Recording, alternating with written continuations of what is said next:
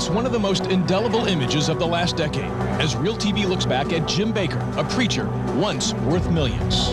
The most successful televangelist of his day, carried off to prison without a prayer. The dark clouds will fade. With wife Tammy Faye at his side, his PTL network, or Praise the Lord, reached a nationwide audience. When in doubt, build something more. But Jim Baker is even more famous for reaching into the pockets of his viewers and for grabbing this church secretary from Long Island and paying her a fortune to keep it quiet. I never asked for a scandal, and I'm never going to shut my mouth about this. In the end, it was Jim Baker who would pay the most of anyone. What Jim Baker represented was not organized religion. He really represented disorganized religion.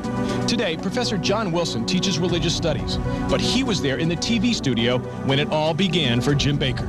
If the camera treats you well, and if you come across as someone that can be trusted, then there are millions of people in America who begin to feed off of what you're saying and doing.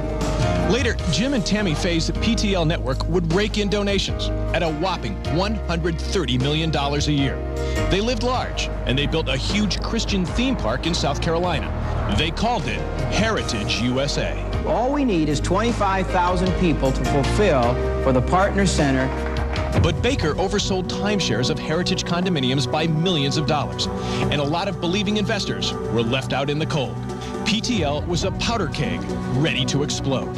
And this is the woman who lit the match. I'm just so tired of always being the bad girl. Jessica Hahn, a church secretary.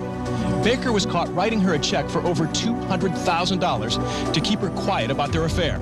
Jessica said it was no affair. It was rape by Baker and one of his pals. She even showed how it was done for the cameras. And then another man comes in an hour later and has me pinned again, where I have bruises on my back. That is not an affair. That is called rape. Jessica recovered by posing for Playboy magazine. They gave her close to $1 million. But all the sins would catch up with Jim Baker here, defrocked and found guilty of cheating his followers out of millions. He had risen to the top in front of the cameras. Now the cameras watched without mercy as Jim Baker and his empire collapsed.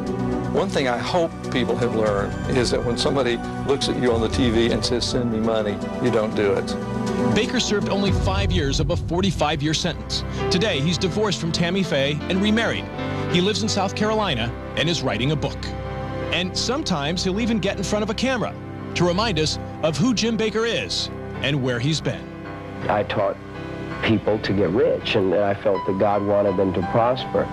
But as I studied the Bible, I realized that Christ had nothing really good to say about wealth. Baker says a return to TV is, quote, up to God.